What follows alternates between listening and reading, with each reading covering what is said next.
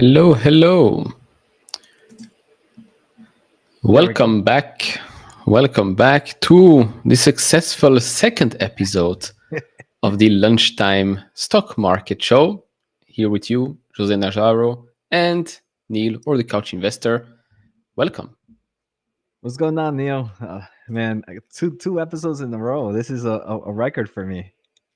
2 episodes in a row. We even sort of started on time this time. Yeah. We will get better at this. That's for sure. Yeah. So, yep. Hello, everybody, to both everybody in my channel and your channel, Neil. Hope everybody had a good day. It seems like the market's pretty green today, right, Neil? Yeah, compared to yesterday, I think we are much better. Much better today. It seems like we're all wonderful investors today. Yesterday, we're all bad investors. And yeah, it's funny how that goes. Definitely. Today is the day where we're all super, super smart. Exactly. So maybe we should maybe start with that, with a couple of inflation numbers that came in. Maybe I can pull it up right here, and then we'll jump into the Intel MICRON part of the episode, if that's cool. Yep, definitely, Neil. So, ta-da! Like we said, we operate here in $1 million studio. The technology is out of this world. Of course. So the consumer price index number came in at it grew 0.4% month over month in December, matching the consensus and slightly accelerating from the 0.3% increase in the previous month, which apparently is good enough. So overall, that translates to a 2.9% year-over-year increase, also in line with expectations, although higher than the November number, which came in at 2.7%. And I mean, to be honest, I found this funny, the reaction, because remember a couple of days ago, unemployment went down, jobs were quite good. I mean, employment is quite full in the United States. And suddenly the market started to panic. And now it seems like we can actually have unemployment coming down, people still stay at their jobs, and the market is doing quite well. Good mix, I would say. Definitely, Neil. And you know, Neil, to me, honestly, this is a part of the market I don't follow too much. So I always love to hear kind of like other investors' takes of, is this something, Neil? I know it's crucial, right? It definitely moves the stock prices on days like today. But is this something that you consider, Neil, heavily when investing in any type of market?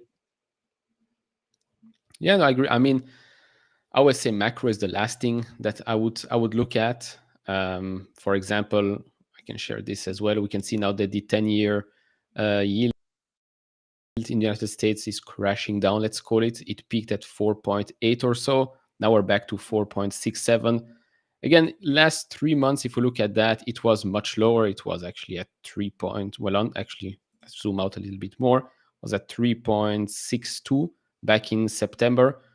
Usually when these things happen, I mean, the risk-free rate goes up. So why would you risk your money if you can get 4.6% with stocks? So stocks become less attractive. But then again, for us, I mean, for most long-term investors, it's true. Your stocks are becoming a bit more expensive because this goes up. But then you have the day you want to buy good businesses, and that's about it. Macro can move stuff in the short term. Could help you also by adding to good companies because the stock comes down, as we've seen yesterday and last week. Stock goes down. It's not like your company just became worse. Actually, no, the economy is doing quite well, which should help most of our companies. So yeah, macro is not like my, oh, it's a buy or sell because macro is bad or good. Yeah, I mean, the amount of money I spend either on Costco or on Target continues to be insane, and I continue to go back. Yeah, I mean, Costco is an amazing business, but then again, if you're not in the US, I don't know where they operate elsewhere, but you can't really experience that. Whoops, you can't really experience that, but yeah, it's an amazing business, and it's it's not a cheap one. It's not a cheap stock to own. That's something I noticed. Pretty cool here. Now I have controls. I have some control, Neil. Travis, please tell me Nvidia is going to 200 this year. I mean, I could tell you that, Travis, but I don't know if it's gonna happen or not. But just since you said please, and we're so nicely, Nvidia is going to 200 this year. Okay. Yeah, you got a promotion here. You got a promotion. You can now control the chat as well. As for the semiconductors, we can actually show that as well today. We can see that most of actually, yeah, almost everything that I follow, I think you follow as well, Mhm. is green. ASML is down a little bit, Yeah, but Micron's the big taking a gainers, nice growth. yeah, Yeah. yeah, fine. It's because we are going to talk about Micron in today's episode. I think that's why. That's why Intel is doing me a favor by being a little bit green today. So that's definitely a good sign. And I mean, I think Neil with Micron, right? Micron is so heavily dependent in consumer electronics. So if you have like good economic data like today, it can kind of be seen as a nice bullish trend that maybe the consumer spending is going to pick back up or it's going to pick up. So at the end of the day, most any type of electronic product that you own uses some form of memory technology. So I wonder if that's kind of creating more of a sentiment towards companies like Micron than maybe some other semiconductor plays out there right now. Yeah, could be a good point because we've seen it's Micron, ARM, Qualcomm. Those are the top three that are up the most, well more than the others. Consumer facing ones, let's call them. So yeah, could be a good one. Or finally, maybe the market is realizing that well, Micron is going to play quite a huge part in this whole AI wave, and we're not going to go into short cycles anymore. Definitely, Neil. So I know we have a lot of topics to cover today. I don't know which one you want to jump into first, Neil. We can maybe continue with Micron and then touch on the Intel part, and then we'll do a Q&A longer than yesterday. I think that would be good. Yeah, definitely. So did you recently purchase Micron, Neil, or you've had it for some time? No, so I recently, I think it was my first purchase of 2025. It's been on the watch Nice. list for quite a while. Um, Actually, I mean, I've known about Micron for a long time. I've known it when it was very cheap. I've seen when it was at $150 or so. People were talking about it. But no, I initiated a position, yeah, not so long ago at under 90. Thank God, because that was after the earnings report. Since we talk about companies with the full, we have to wait some time before we buy. In this case, it did help me out because I got in at a better price. But yeah, I've said in previous video, I think under 100, especially if you got it under 90, I think it's going to be quite an amazing pick for the years and years to come. Now, it's true that there is still some part of the business that is cyclical, but I think that HBM will just become such a huge part of their business that the cyclicality of the rest is not going to hurt them that much. Plus, they're investing a lot, right? They're investing in new factories and stuff like that. It's also a big US play. So yeah, that's basically why I opened. It was also pretty cheap pricing wise. The PE just didn't make any sense. It's 13 times 4 PE, which, I mean, for a company that's expected to grow as quickly as Micron, it was just, in my opinion, one of those no-brainer buys. Yeah. Yeah, definitely, Neil. I wish I would have purchased. I definitely do enjoy it over under that $100 price point. I am bullish in the overall company for it as well. I think it's going to benefit dramatically from HBM. I think we touched it a little bit yesterday. How this HBM market is creating somewhat of a moat um, in the overall memory space, a market that tends to be very, very cyclical. I think HBM can help a little bit. It's not going to eliminate that cyclicality, but I do think it's going to improve. And let me just shout out Ariel here. He mentions that I need a shave, and that is true. But to be honest, Neil, I'm down in Florida. I usually only time I shave is when I get my haircut, and my barber's not here, and I'm not letting anybody else touch my hair. Yeah, that's So for the fair enough. next few weeks, I'm going to be wolfing. Yeah, imagine you go to another barber and then the stock market crashes, and they're like, that's on you. That's Yeah. on you. If my barber goes away for like 3 months, I don't get a haircut for 3 months. Then we'll have to talk to the wife. Yeah. All right. So I mean, Neil, we have TSMC earnings coming up this week. I think that's probably going to be one of my favorite things for this week's earnings. As a Micron investor, is there anything you're really excited about, or anything you're going to be keeping an eye out? Are you even going to watch those earnings for TSMC? Yeah, for sure. TSMC, ASML, I think those are the first semiconductors to report. Plus, with TSMC, we already got some numbers, I think last week. And I mean, they continue to crush it, right? They continue to show that the momentum is still there. They're still growing. And of course, since they are one of the first big semiconductor players to report, it's always a good indication of what will happen with the others, with AMD, with Intel, for example. Previously, Intel not that much because they have not been using TSMC that much before. Now the reliance on TSMC has improved. So yeah, definitely if TSMC report great numbers, good guidance, I'm pretty sure the rest of the semiconductor. Yeah, definitely, Neil. I mean, no surprise, Nvidia is a big position in my overall portfolio. And one of the things I really do enjoy about TSMC, Neo, is their management. I think management kind of just says it how it is. They don't sugarcoat anything. I don't know if it's a culture thing, if it's just management in general, but I think TSMC would definitely let us know if how the AI market is going, how the consumer market is going. And it's also important to remember that while TSMC gives us those monthly revenue numbers, we really care about that guidance, right? What do they see for the upcoming quarters? And other thing to remember is while these chips are being manufactured at TSMC now, it doesn't mean that they come out as a finished product just yet. They still need to be fully packaged into a PC, into a phone or whatever. So it could be an early indication that the consumer market might be picking up in the upcoming quarters, and companies are kind of just reestablishing inventory right now because obviously you need some time to get your full product ready. Another thing, Neil, that got me pretty excited for TSMC is the advanced packaging, which is the biggest kind of bottleneck right now in the AI chip space. They keep talking that they're going to increase capacity. I just want to hear from management. Hey, look, what is that gonna? How is that kind of shifting throughout? Is capacity still growing? Is demand still much higher than supply? What is the current quota there?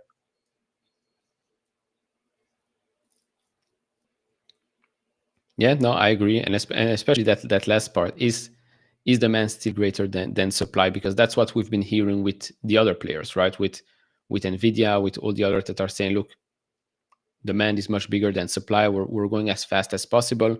So let's hear what TSMC has to say. Plus, they might also give us more information with regards to their expansion in the United States. I think that's going to be crucial as well, especially this year.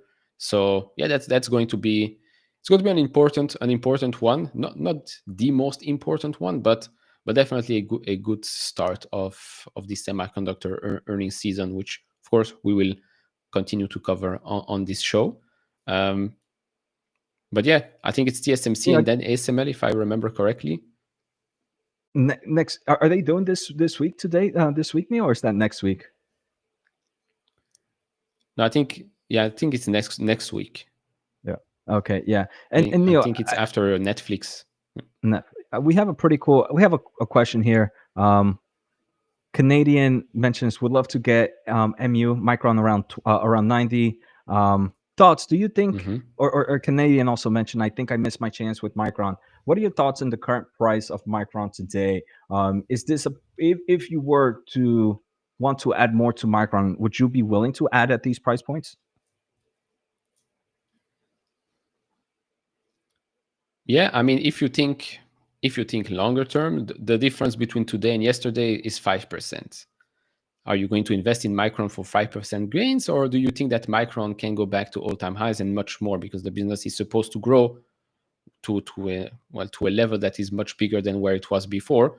Before, maybe yeah, it's true at 150, 160 or so previously could have been overvalued, but I think over the next couple of years, they're just going to generate way more revenue. So buying at 103 or buying in the 90s, okay, if it drops, you can always add more at a lower price. I don't think anyone has missed the boat on Micron just because it's up 5.8%.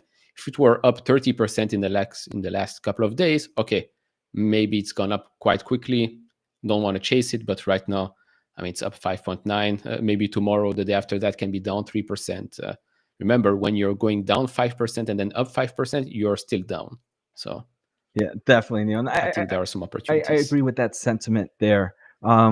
We have this pretty cool comment here, Neil, from David Knight. Have you guys heard of Nebius Group linked with NVIDIA? They build server stacks, etc. They're doing well for me, up 21%. Neil, I think you might have did you do a video on this one recently? I think a few days ago you might have touched about them. I know about a month ago they had some Hmm. news that came out with NVIDIA. I kind of just did a very top overview, but I'm not too familiar with them. I don't know if you have any more thoughts on them. Yeah, so unfortunately, I did cover days ago, and I think that's what 40% since, because of course, we are pumping the markets when we talk about specific stocks. But no, Nebius, yeah, it's a very very interesting company and structure because the team and the business was previously, of course, Russian Yandex, which is basically an equivalent of Google, but for Russia. Completely spin off, sold their assets. It's now based in Amsterdam. The HQ is in Amsterdam, but the team is basically a team that has built a multi-billion-dollar business before, and now they're refocusing on what is Nebius Group, which you might, let's say, compare a little bit to CoreWeave. Plus, they've got some sub segments of their own business, but yeah, the main. Let's say you invest right now not because of their Toloka or the AV AI driving system and stuff like that. We basically invest in the AI cloud segment of the business. It's not the cheapest one out there. It's definitely flew. Well, it now may be a bit less, but previously it did fly under the radar. Still no analyst coverage on that. So yeah, very, very interesting. I can understand that people will say, oh, but Russia this, Russia that. I mean, the fact that they did relist themselves on the NASDAQ only after they fully divested from Russia and moved away from that proves enough to me that the ties are. Yeah, was just one of the backers that funded them quite a lot of players because, well, you back them and they buy more GPUs. So it makes sense. Yeah, definitely. When I kind of did that top level overview of the Neo, I did see that they were correlated to Yandex and or whatever it's however it's pronounced. Looking So that kind at, of like so that kind of scared me away a little bit from them. But pretty interesting. I do think right now in the cloud server space, if you're just doing kind of GPU rentals, you are seeing this huge growth in a lot of data centers being built all over the world, a lot of kind of neo cloud companies. I don't believe all of them are going to survive. So I think this is going to be a very interesting market to see as eventually, I believe we have like near 100 data center companies just emerging. I think we're going to only have a few in the next few years. Either consolidate, some lose markets, some get acquired, and so on and so forth.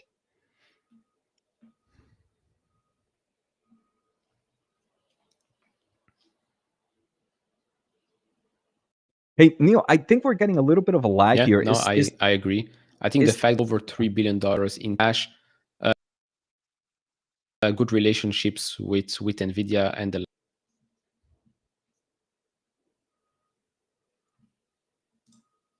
Is there a lag? so Neil? Is there I a don't know. lag? Yeah, so for me, I'm getting a lag here. I don't know if anybody else is getting a lag, but I'm getting some of the lag between when we communicate and when you respond. So just maybe if to fix it for future, I'll just kind of give myself a break before letting you respond real quick. Yeah. Let me check with the. Interesting. All right. Well, In the meantime, Neil, I'll find a question here that I can discuss real quick. So Ariel mentions Nvidia stock in focus after announcing Quantum Day at GTC 2025. After Jensen Huang said quantum computing is 15 to 20 years away, retail mood is mixed. And I think this is pretty interesting, Ariel. I mean, I think there's NVIDIA is not just getting into quantum computing. They've actually been in quantum computing for a long time. And they're kind of starting off very similar to what's their biggest moat here in AI, in the AI market, is creating this software stack with CUDA. They have CUDA Q, and this is something that they've been discussing since 2021. So I don't believe NVIDIA is just getting started into quantum computing. They've invested in quantum computing for numerous years. They've also done something called hybrid quantum, which is a mixture of a quantum computer with kind of your traditional computer. So Nvidia is already in this space. Unfortunately, I think there's a lot of quantum investors that are not familiar with Nvidia. So when they hear things like this, they kind of see this as, look, this is counter intuitive of what Jensen said a few weeks ago. So I think two things can be true. I think quantum computing in forms of mass revenue opportunity of something being $1 trillion company in the future is still 15 to 20 years away. But you can still work on that progress right now because you're going to want to be part of that revolution when it happens, of that tech revolution when it happens in the far future. So I think NVIDIA is just going to discuss more about quantum computing. There's plenty of videos on their YouTube. Just Google NVIDIA quantum computing. They've discussed it for numerous years already. exactly. I don't know if maybe the lag is still here. I think it was because one of the VPNs were on, but usually should not happen. But yeah, I've seen a couple of comments with regards to that Quantum Day at GTC as well. People think that Jensen One actually focuses on the stock price for quantum stocks as if he has no other things to do in his busy life. Any questions you want to talk about here, Neil? And it definitely got fixed now. There's no lag either. It seems things are getting better. But just a quick shout out, Anonymous as and if I'm using NVIDIA Broadcast for this, yes, I use NVIDIA Broadcast for all my videos. It does have things like eye contact, like background. So even though sometimes I'm not looking at the camera, it looks like I'm using it. The power of AI. Yeah, no, it's great, and actually the background itself is much better than all the other apps out there.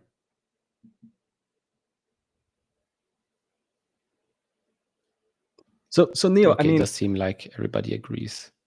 yeah, it seems like lag is done. I don't know if you have questions, Neil, you want to grab, or if you want to jump into your favorite semiconductor stock, Intel, for a second. Yeah, we can we can talk, of course, about the mighty Intel. I do first wanna ask you about the fact that Pat left Intel and what you think about that.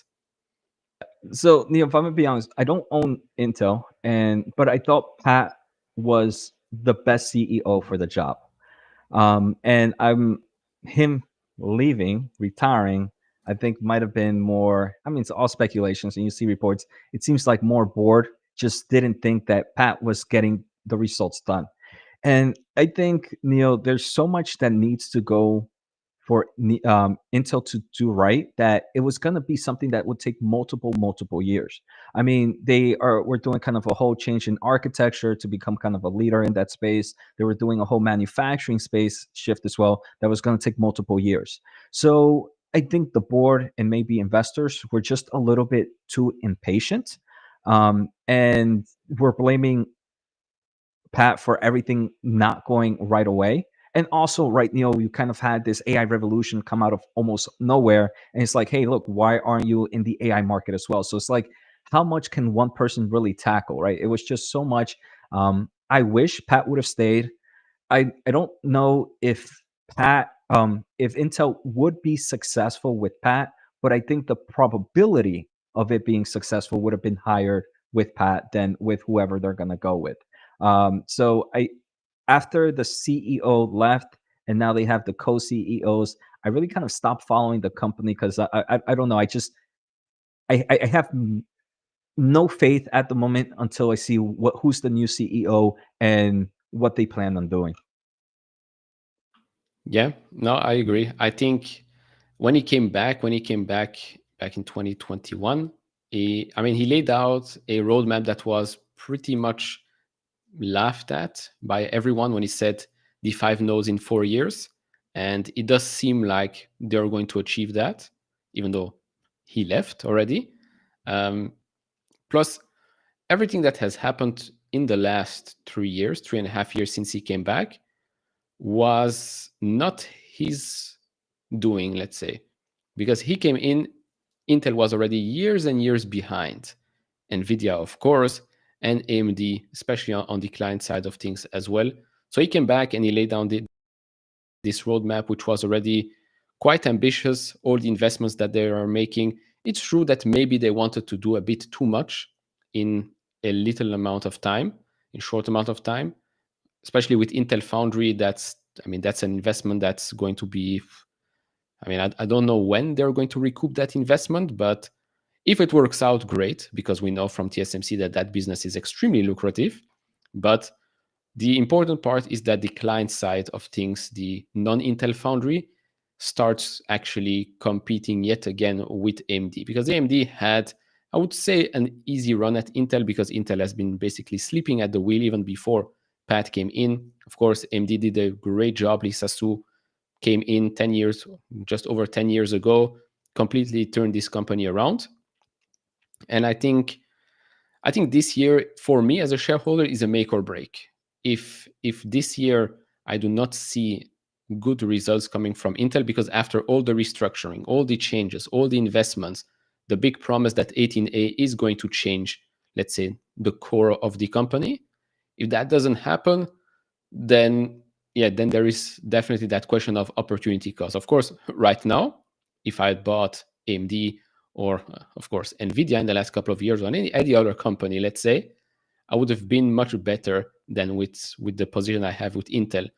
But I still think that Intel can turn itself around because of the client side of things that's still doing quite okay. I just want to see finally results in 2025. Yeah. So I think Intel unfortunately needs to pick a side. I think for in the perfect scenario, right, Neil? In the perfect scenario, their manufacturing does really well, and they continue to advance on all these nodes. They get great yields because then that means their client side they will be able to use that asset, right? They'll be able to kind of use that improvements on yields and pay less for chips being made, opposed to how they're doing with TSMC at the moment. Um, Mm-hmm. but I think they need a pick if they and I think management did that with Pat. It seemed weird, but I think he did the right thing of at the moment go with TSMC. Make chips with TSMC, as TSMC has the best manufacturing capabilities and will allow you to compete your client side with AMD. Eventually you're either gonna want to stick with them or wait until the manufacturing side improves until you can make that switch over. But it for Intel, it has to either pick where they're going to become either a fabless or they have to wait patiently and invest a lot of money in the manufacturing side and then move over to their manufacturing nodes. So pretty interesting. And I don't know if I would prefer. I think I actually might prefer, now that I think about it, Intel as two different companies, as a design company and then as a fab company, because as a design company, it can definitely benefit if it just goes to TSMC and not have to worry about Intel, and then the manufacturing can just continue to innovate. Unfortunately, then that would put the manufacturing side at a huge cash flow loss, because their cash flow machine is their design business, right? Yeah, I agree. And I think it won't happen because of the money that they got from the government. I don't even think they're allowed to do it. I think they still have to own the majority of it. Um, could could they sell shares, let's say, and some other companies become co-partners with of Intel Foundry? That could happen. Of course, if there is a spin-off, I think that the non-foundry side of Intel is worth way more than just the $19 per share that we're at right now. If you look price to book, it's priced as if it goes bankrupt, which again doesn't make much sense. Um, but yeah, they like you said, the fact that they finally said, okay, we're going to go with TSMC, because at the end of the day, these are companies that if you don't sell a great product, no matter what you say, it's not going to work. People are buying products. If it's crap, it's crap. You're not going to do well in the next generations either, because people are saying, oh, I bought this laptop, I bought this PC and this and that, and it's not as good as the competitor, even though they promised us, we've seen the benchmark numbers, blah, blah, blah, it's better. No, produce good products, people will come and buy. And especially, I've said this, I'm sure you as well, you've seen the comments as well, with the AI PC, right? We've been hearing AI this, AI that, AI applications. People right now don't care. What they want is good performance, good price, and all the rest. If there are great apps, they will come and they will try them out. But all of this, oh, AI PC this, AI PC that, Copilot, most of the folks don't really care. Most of the folks are just looking at the next good product at a good price. That's it. Definitely new. You know what's a wild theory that I have that's happening in some, maybe not in this universe, but in some alternate universe, right? In some alternate universe, I see a world where it's not it's not a crazy story where you hear rumors of OpenAI wanting to buy a company like Intel. I think now OpenAI is kind of worth nearly Intel, right? So I know you've heard those crazy stories of Sam Altman wanting to buy a manufacturing plant, of building manufacturing capabilities. I always find it funny, and I wouldn't put it outside of a bingo card where in the far future or in some alternate world you hear of there are talks about OpenAI wanting to buy Intel's manufacturing business, and yeah, that's something that I just find pretty funny. Yeah, I mean, buy it, fully buy it. I don't think so. I mean, let's be honest. OpenAI is burning billions of dollars in cash right now, so I don't even think that's a possibility. But being a partner, I mean, why not? Why not? Right? One of those things. I don't see why not. I do want to touch on this. Um, Biden wanted Intel to win, but I'm not sure Trump will support it in the same manner. I think it's in the best interest of any president that Intel is a success. Um, it's a matter of national security. They say Intel is still huge. I mean, despite the stock being down, revenue-wise, Intel's importance globally is still extremely big. When it comes to CPU shipments, they are still by far one of the biggest, if not the biggest out there. So I don't think it Trump or Biden or whatever, I don't think that will change. I think they would want an American company to be a success, and especially one like Intel. Yeah, definitely. I think just the money that they're getting from Intel creates some form of at least level ground, not level ground, but at least some protection, in my opinion, at the moment. But even though I'm not a shareholder, maybe we can move on to a next topic, Neil. Even though I'm not a shareholder, I was more bullish on Intel's success with Pat than I am right now. Okay, no, fair enough. Yeah, because right now, let's be honest, a co-CEO strategy means there is no real Mhm. CEO, right? Until a real one gets announced, which, to be honest, I don't really know who that could Mhm. be. Definitely. I'm hoping. I think it's gonna be someone external. So definitely gonna see that. Let's see, Neil. If you have any questions that might have popped up on your side. that we Um, can tackle before? Oh, I see one that I wouldn't mind sharing. And mhm. maybe we can both share some thoughts on this one. Neil, damn it, I missed it. Do. So if you have one, mhm. Um, there is one, but it's not really about Intel or Micron. Same. All right. So the one I have is in it for the long run, Neil. Here, Jose Najarro would love to hear your thoughts on ARM. Mm. Do they have a moat? And I think later on he asks if it's a great time to dollar cost average. Just in it for the long run. Probably not what you're going to like to hear. I'm not a fan of ARM in its valuation. I think valuation of ARM is pretty expensive. Obviously, some people would say that, hey, look, valuation is just one of the stories. What are the other stories? I mean, it definitely has a moat. I mean, ARM architecture is growing dramatically. Right, every big tech player developing a CPU is ARM based. You know, I mean, we have Google have their Cobalt that they announced about a year ago.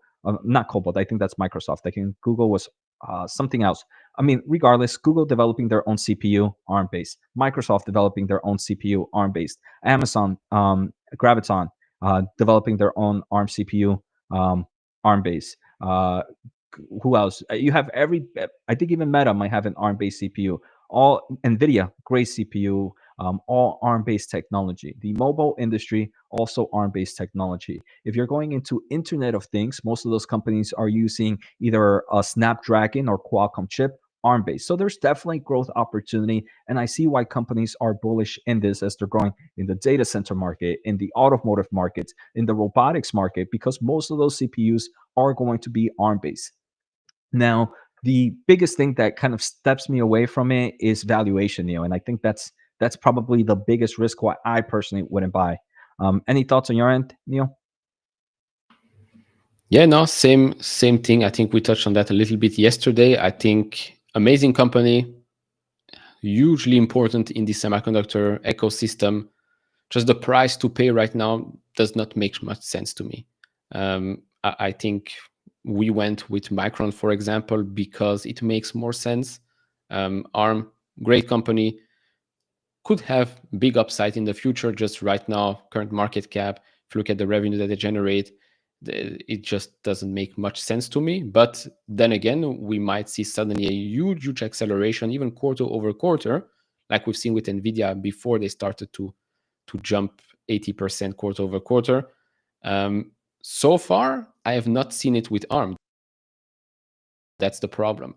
So far, I've not seen backlog. I don't know what they exactly reported. Huge jump quarter over quarter, even year over year, despite all the AI interest. So yeah, that's why I'm just looking at it. Good company, just not my pick right now.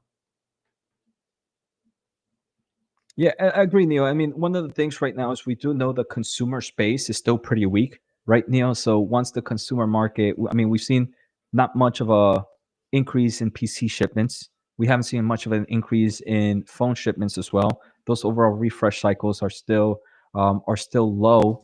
So eventually, when those turn to pick back up, the royalty fees from ARMS can increase dramatically.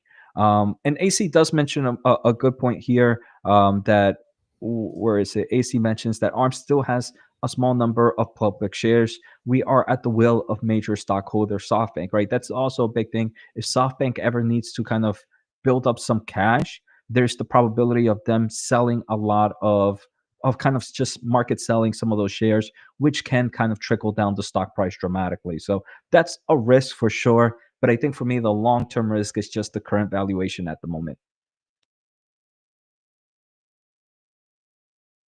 Yeah, no, that's a good point. I always forget that SoftBank still has what is it, close to 90%, no?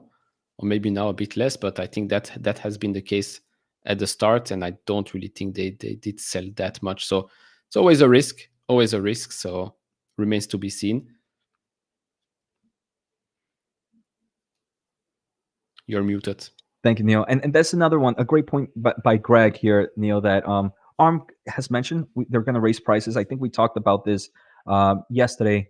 I think that's a good opportunity for them, right? I think they have the reason, right? No one's got where else are they gonna go? They can't go anywhere outside of ARM. I mean, what's the next risk five? Is the next kind of open source solution out there? and there's not much development there. So ARM increasing prices is definitely a bullish take, but pricing power, revenue growth potential, again, I still think valuation is just still too high for me. Yeah, and with regards to the increase in prices, it's important to note that that means that the company that use ARM margins could get hit. Same with TSMC. TSMC raises prices. Everybody that uses their services margins will get hit as well. So it's things that to take into consideration, especially if you're bullish on ARM, but especially if you're bullish on all the other companies that use ARM or TSMC. Yeah, and I mean that I think that's also a great point to have, Neil. You can have a great company, and a great company is out there. You don't have to invest in every great company. There's always bullish and bearish takes for everything. So again, I don't think we're denying the fact that ARM is a great company, that they have a strong moat. I think we're more kind of denying if it fits our risk to reward tolerant, right? Because I think every investor at the end of the day, they look at that, the risk to reward, and does it meet their overall portfolio suggestion? Yeah, no, I agree. I agree. Just because there are plenty of great companies out there doesn't mean you have to own them all. Maybe in your portfolio you already have great companies with also some good upside. So just I understand the aspect of, oh, I want to buy something new because it's new and you maybe get, I don't know, a high out of that. Could happen. But at the end of the day, you have to look risk reward wise if it makes sense or if it doesn't. All right, Neil. I don't know if you want to tackle any questions. I feel like I've been hogging this a little bit, this power you've given me of controlling the chat a little too much. So if you have any questions you want to feel, I'll let you. I don't know. Do you play the options game sometimes or purely Uh, shares I stock? play the option game sometimes, Neil, but it's usually more of selling options opposed to buying. If I was to buy Hmm. any options, it's normally very it sleeps right very far out, either far both far out the Yeah. money and far out in time, that I tend to buy. But usually that is something I would only consider after maybe some time in a heavy bear market. When we're in a nice bullish market, cycles can either continue or not. But I'm more skeptical, or I'm more prone to buying long term leaps in a bearish case than a bullish case. Mm. Okay, no, makes sense. I honestly, I don't play the options games. I know that selling puts sometimes does make a lot of sense, but yeah, just not my thing at the moment. But definitely a strategy to consider, for sure. I've seen. I'm looking for. Um, do you know New Holdings and Mercado Libre? No, I mean I know of Melly, but not it's not one I follow too much, Neil. Um, this one we did.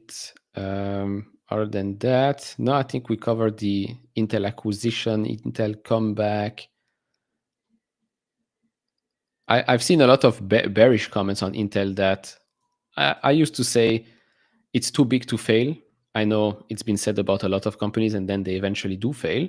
But I do think that with Intel, it is too big to fail. I just don't see Intel disappearing. It's true, maybe one of the options are that somebody comes and rescues them, although I really don't see who's going to be allowed to do that and who has the money to do that as well. It's still $90 billion in market cap. You'll probably have to pay a premium as well. So, yeah, do you think we can put Intel in the too big to fail Mm. category? Definitely, Neil. I have a question here from Ariel. What do you think about Applied Digital? Is this one you follow, Neil? No, but isn't that one of the companies Nvidia invested in Yeah, last year, I so I think? mean, one thing that happened a lot in this space is a lot of these huge crypto mining companies decided, hey, look, I have all these GPUs that were used for kind of crypto solution. How can I kind of transform this power infrastructure into maybe creating form of AI data centers? So that's where kind of this Applied Digital is falling into. They have infrastructure that's meant for crypto, but any new infrastructure that they're building for AI workloads. I know there's been reports that they have partnerships with some big cloud server provider. They just reported earnings. I personally haven't read the earnings, just yet. They reported earnings yesterday after the market closed. I don't know if you can pull up the chart on Applied Digital right now. I don't know how the stock is doing, but to me, there's definitely a growth opportunity here, Neil, right? But these companies that so many players are doing this, what Applied Digital is doing. At the end of the day, the margins on sometimes GPU rental is not as high as many people think. And this is why certain cloud service providers, right, like Microsoft, they make more money keeping GPUs for their own use cases, right, opposed to renting them out in the cloud space because they have better margins using GPUs for inferencing and sell kind of the open AI workloads opposed to kind of renting out GPUs themselves. So Applied Digital is pretty interesting, definitely a growth opportunity here. But this is one of those high risk, high reward stocks, in my opinion. Definitely seeing a nice trend with the overall market, though. Yeah, so it does seem like they beat on revenue and then beat on EPS. It did go up a little bit. Well, actually, not just a little bit, but now it did drop 3.16% right now. So close to where it was before the earnings report, I would say. Yeah, definitely. So one I just want, I There, like, there's certain stocks, Neil, that I personally don't own, but just like to hear what's going on in the space. And with Applied Digital kind of being in that infrastructure market, I just love to hear what management is discussing, right? Because sometimes they're not as media trained as maybe some other CEOs, so they can do some form of slip Mhm. up of actually telling us what's going on in the market. So these Applied Digital and companies like these are ones that I don't necessarily use as investments, but more as information gathering, if that makes sense. Yeah, no, that makes sense, especially since you just said that they did do a major pivot. So it's always interesting to hear how that develops. Um, do you want to touch on this question right now? Yep, definitely. Because I think both of us did become an Uber shareholder not so long ago. We're probably going to do a specific, maybe Uber and something else episode, maybe more autonomous vehicles and stuff like that. But yeah, both of us did become Uber shareholders not so long ago. I bought it because the stock got hit. The company is still doing quite well. Revenue is going up, free cash flow is going up, profits going up. It operates in 70 countries around the globe. Yes, there is still a risk, of course, in the long-term future. If they do not have a good strategy with regards to autonomous vehicles, then yes, it could destroy their business, let's say. I don't think that's going to happen. I think management is smart enough to think about a strategy, and I think the strategy right now with partnering up with various autonomous players is definitely the good move. They've got investments in plenty of autonomous players as well. So if autonomy does become a huge thing, a mainstream thing, their investments are going to work out. I also don't think, as someone that has Tesla as their number one position, I don't think it's a one player will take it all market. Um, so yeah, so long as the business continues to do well, which I still expect it to do for quite a long time, I just found it ridiculous that the stock went down so much. So we started a position. Yeah, definitely, Neil. And for me, I think the reason I ended up buying this is I think AI could be a revolutionary place for this. And I think whenever one thinks of AI and Uber, the first thing that goes into mind is these autonomous driving, right? I don't think that's where I'm looking at it. Well, I know that's not where I'm looking at it in my overall bullish thesis for Uber. In AI, very similar to how we see it in the advertisement market, right, Neil? In the advertisement market, AI has been used to improve efficiencies, to reduce the cost, and kind of increase the ability of an ad hitting the right person, right? And as GPUs continue to grow, you're able to feed more data to it, either being videos, either being text, either being images, very similar to what Google and Meta have done, and increase the efficiency of those ads. Now, I think of it in the similar way for Uber, where not necessarily for the ad market, which they are kind of entering it within their own app, but more the efficiencies of the core products that they provide.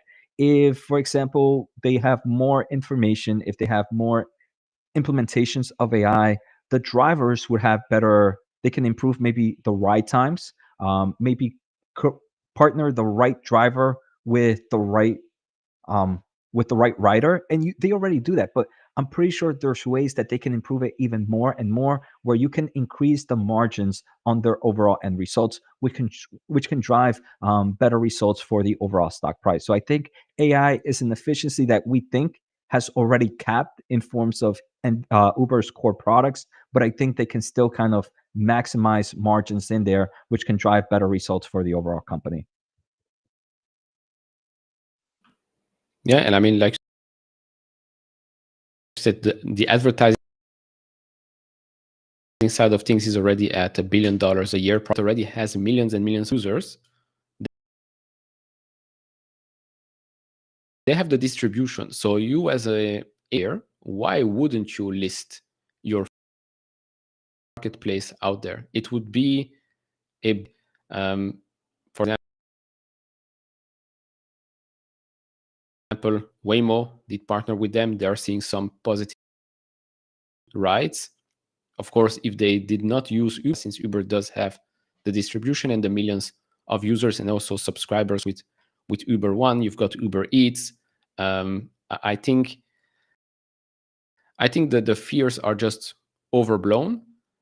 And even there was one question here with regards to Tesla. So Tesla could theoretically enter Uber's market, which Tesla is probably going to enter Uber's market, since with robotaxi, that's exactly what's going to happen.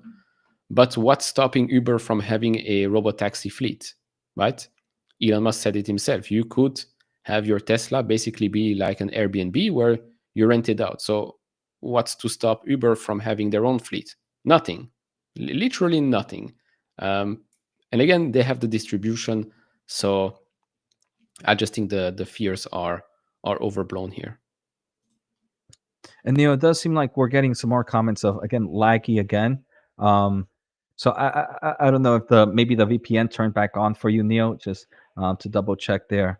Um, but yeah, I mean, I also agree that I mean, look, Neil, I use my Tesla when I'm back home. I use my Tesla on a daily basis, and when I use it, FSD all over. I literally it's right now I'm in Florida, and my biggest complaint is I don't have FSD to kind of take me from point A to point B. It's like, oh man, I have to kind of drive myself here. So Tesla has done really good with their FSD model, but I don't believe they're going to be the only players in the future. I think innovation is going to continue to lead other companies to have some form of autonomous solution. I think first place winner is going to be Tesla, and we see that perfectly right now. But with companies like Nvidia kind of designing their own kind of their AV chip and working with partners like Toyota, it tells me that there is a future where there's going to be competition. Maybe the competition won't show right now, but there will be a future later on. Yeah, I agree. I think I don't know if you checked the. By the way, there is definitely an issue with my internet. The speed that I get is over 50% less than what I should get. So there's definitely an issue here. So apologies on that. Should not happen. Should not happen. You need to I get don't know if yourself you a see. Starlink. To be honest, if it continues like that, I think I will. I think I will, because why not? I don't know if you've seen the announcement with Uber and Nvidia. Um, it's always good to see such announcements, but I do wonder how they'll make it work, because you still need that real life data that your Tesla definitely has. It's great that Nvidia has all these simulations running and all of that. You can run multiple simulations, scenarios, whatnot. But I do wonder how that partnership will work. Do you have any suggestions or ideas? My question is how important is real life data versus simulation data right now, especially one of the things that Nvidia has pushed with their Omniverse is not only it's a physical, it has it has physical truth to it. Right, it's like it understands that how gravity works, it understands what happens when you crash into something. So maybe back in the day, simulation data wasn't as heavy, and maybe this is a research I could do theoretically a lot more research on to see really the difference between synthesized data and real data. But I think the difference between the two is getting a lot closer. That maybe that moat um, is not, or that difference is not as high as it used to be. Again, I'm not 100% sure, but if I was to guess, I think as technology improves, simulations and this kind of synthesized data becomes closer to real data in the future, if not yet. Yeah, I would agree and disagree. I would agree that for sure right now we're at a stage where more simulations can be made that are extremely relevant. I still think that real life data is definitely needed because the simulation again does not yet know that much, right? From it's true you can run millions of simulations, but it's simulations based on data that you should have gathered or maybe that have been gathered already. But there are so many scenarios that can happen in real life that I think are just so crazy that a simulation still cannot figure that one out. So it's true that the base layer still has to be real life data, but I don't think it has to be as large as previously expected. I think we are reaching stages of AI technology where simulations, you can just run millions of simulations and you will get your edge cases in those simulations the more you try. Um, but again, with going back to the Uber Nvidia thing, I still wonder how that will work. Will Nvidia supply Uber drivers with specific autonomous vehicle chips? I mean, how is that going to work? Yeah, and to be honest, it's funny, right? I own both Nvidia and Uber, and I really wasn't too interested in reading that presentation. I'll definitely do maybe a lot more on that reading. But to be honest, it's one that I kind of glossed over because I had just bought Uber, and I didn't want to be like, haha, see, I was right, and kind of just feed into my own bias. Um, yeah, so um, Do you want to answer this since you have the Tesla? when does FSD without supervision get launched? How does it cope with low visibility, with dirty cameras, foggy or smoky environment? So I do think those are some of the weaknesses, things that need to get better, right, Neil? I actually last time I came to Florida for a few months, I used FSD from New Jersey to Florida for most of the ride. And that was about a 16-hour drive. FSD did stop working, and I have, just for disclosure, I have FSD, the new AI4 hardware. So it's the current top of the day hardware out for the Tesla model. When it in roads that got too dark, and in certain highways here, Neil, there's no lights for days, so it could stay dark. It would tell me that low visibility is gonna reduce the ability for my FSD to react. So at those times, I kind of would remove FSD, but in true daylight, it worked perfect. So I mean, I'm not saying FSD is perfect, but it definitely has to cope some issues like dirty cameras, low visibility, and it gives you that warning that, hey, look, right now we're working less, so you got to make sure you're paying attention. Okay, no, makes sense. I mean, it's a bit like your eyes, no? When it's too dark, you can't really see much. So, um, Very eyes true. or yeah. So, and I've also seen some pictures where there are some sides of the Tesla that you don't see too much wetness or ice on it because I don't know the glass is different or it does heat up a little bit, so that side is not covered always, especially on these sides of the car. I've seen some pictures. I don't know if that is correct, but if it is, then it's quite genius to do. Yeah. So I mean, it definitely gives you that warning, Neil, um, of when it has low visibility. And I'm pretty sure it would tell you the same. I mean, when the moment it starts to feel some rain, it lets me know, hey, look, low visibility FSD is not going to be as great. Yeah, and to be honest, if they want to go out of FSD beta, it has to change because you're not going to be at the front. You're going to sit at the back, just like with the Waymos. So it's going to be interesting when that switch happens. Because yeah, as of now, it's true that Waymo, yes, geofence and all of that, but you're at the back, and that's what's supposed to happen with Tesla's one FSD ride, one from a restaurant to the hotel was pretty cool. To be honest, was pretty cool. Yeah, Neil, and again, I think maybe we can end with this one. This has I used to be very hesitant of FSD, but as I don't know if I'm just getting more used to it or the improvements have just been so much higher that obviously I still focus a lot on the road, but I intervene a Mhm. lot less. So those kind of reports showcasing that the new FSD 13 have decreased um, interventions a lot more. I can personally say yes. I've seen it from personal experience. Okay, no, that's great. Great point to end. Apologies for the lag. This should be fixed by next week's stream. Again, it's going to be Tuesday and Yeah. Thursday, 12 p.m. Yeah. Eastern, Neil, I don't know unless something changes. if you have like Hopefully not. maybe 5 minutes. It's 1 hour. Oh, So for those of you that are missing it, yeah. I was gonna say if maybe we want to end with a quick rapid fire, if maybe viewers from both our channels just want to give us quick questions that we might have not yeah, covered. sure. So for the next 5 minutes, let's just see if we can, if anybody asks questions, and we can do some rapid um, fire answers. So let's see if anything comes in. Mhm. I'm not getting anything, so maybe nobody has any questions. Maybe we answered everything out here, Neil. Maybe this one for you. We thinking if TSMC has good earnings, we moon. I think I don't know if TSMC moons. I know the semiconductor market would probably do really good. So not semi TSMC specific. I think if we get some good results on guidance, the semiconductor space is going to see some great price movements.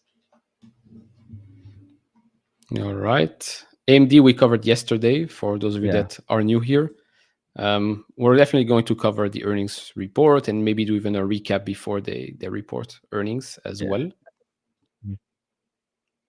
Neil, Tom Brady wants to know small caps that could take off from AI.